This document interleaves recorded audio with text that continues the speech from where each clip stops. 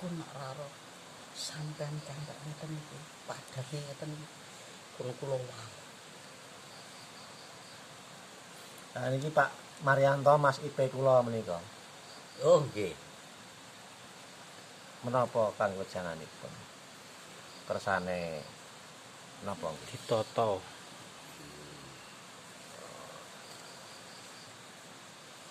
Dodolan kuwi ya akeh ya Nggih, Mbah. ya kabeh ya kudune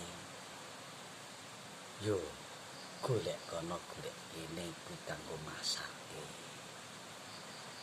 ya sithik-sithik to di bagi-bagi gen lancar Nggih, Mbah. ya padha kaya wong ijin kowe arep golek ning negarane wong yo duwe channel ning kono ijin karo kono sapa ngerti kono iso masake nggo saya suwe saya gedhi Nggih, Mbah. sing ngecek to Nggih. sing tepat ning dalan Nggih. yo nak ana kancane do ngomong apa yo wis apa Nggih, Mbah. wayahe yo wayahe Nggih. kok dalane Nggih, Mbah. yo abot bagian mu ya dadi amalke ya njaluk solusi karo pengarep karo bapak Nggih. Nggih. ya nak do diarahke ya do ditampa mbuh pahit mbuh legi ditampa Nggih, Mbah. bapak lho ngerti Ngapunten, Mbah.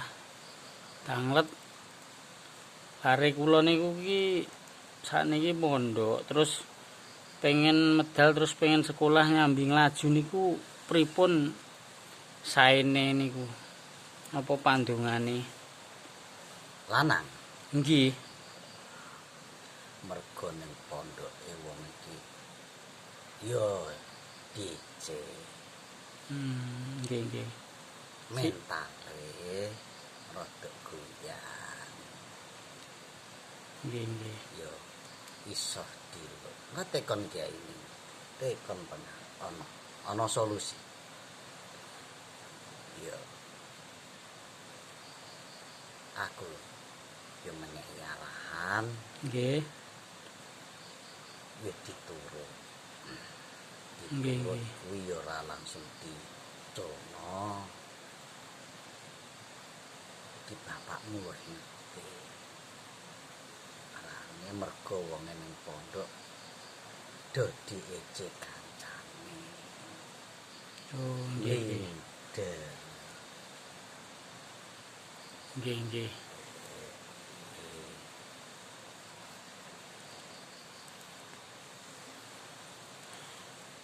Nggih, mengke kula jak rembakan. Mang pados ki enten dalane jenengan ngertos Pak Nggih. jenengan ngertos dan jenengan sok kan solusi lho Nggih. niku Menika kathah sing dadi napa sinten mawon ya? Kathah. ya Nggih. mergo jenengan sak kanca wau pun nyukan dalan nyebut sapa sing perlu mlebu yo kuwi aku sing dapat alas aku sing gawe iki Ngapunten jenengan nyuwun sewu asli saking pundi napa keturunan sinten mbok menawi saged dipun. kula saking wetan Nggih. Majapahit. Tasih keturunan sinten? sekedap rodok dangu Kula iki wingi kepanggih teng Sleman, nika kula panggih tumenggung Jayalana saking kahuripan sanes. Leres. betul kayak bener Niku sinten? kuwi sesat iso Oh, lha jenengan jaman sinten? Jamane Kediri napa Majapahit napa kahuripan apa sinten kula paripan. Pangeran Jayalana niku makame wonten Sleman. nggih Sleman. Pas nika kan ngapunten nggih, mboten sengaja kepanggih. Kula jaman dadale perang. Nggih. Perang Kediri. Kae doho. Doho kuwi. Aku mlaku rene. Golek pepadang. Lha kok jamane Jaya Katwang lho senes. Pun saking dangune iki. Saking dangune. Mboten napa-napa. Kula niku mlampah ya. Ngapunten lha jenengan status nyun sewu niku wektu niku dados napa raja, patih, napa pripun niku? Senopati. Senopati. Kula dados damel arahan-arahan Penasihat. nasihat mergo akeh sing do pajak apa saiki jamane kuwi Nggih. do akeh do njlentutke Upeti. upeti do ra teko nggone kerajaan yo mergo do Erlangga kuwi ponakan Oh, Raja Erlangga niku Prabu Erlangga. ponakan Ning kadose situse peninggalane Prabu Erlangga kadose damel nyelenah nggih. Mboten do.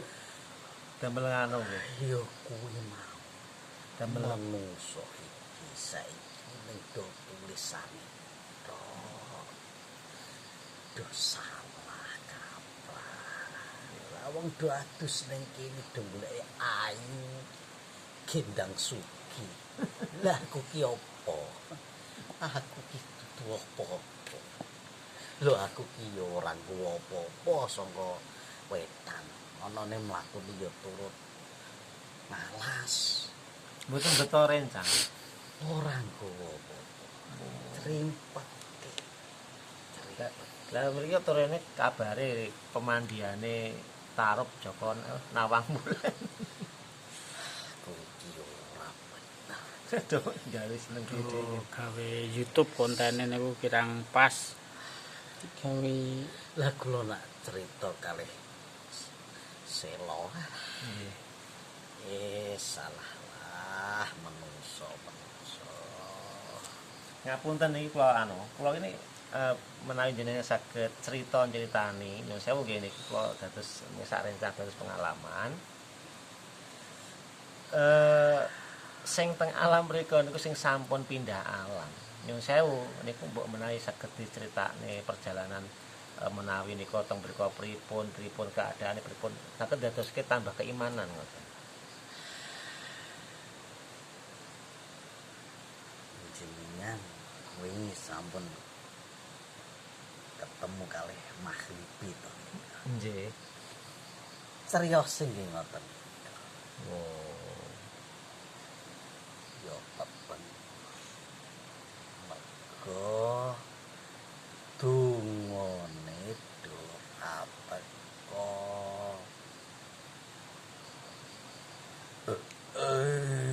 alah enake Pun parep. Ngoten niku bertahan berapa tahun ngoten niku? Napa saged langgeng? kapasitas Mboten. Kados HP. kapasitas donga niki ora ana pati Nggih. ya ditokke ning kono satrone dadi arep mlaku ya lagi nak duwe donga iki lupa Lah wingi jenengan sakderenge ngapunten kepanggih niki pripun?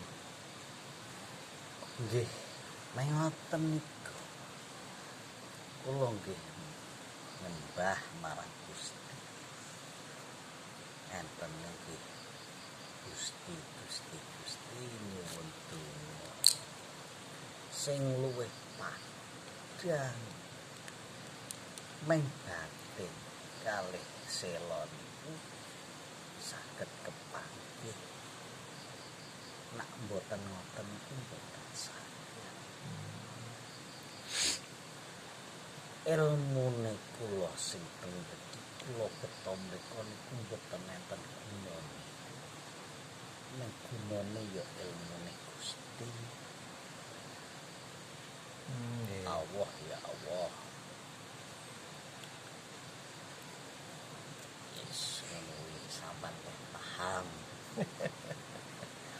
Kula ki namung napa nggih seneng duwe leluhur, duwe buyut, duwe sik saged nyambung sampai Kanjeng Nabi Muhammad kula niku seneng pengen ngertos.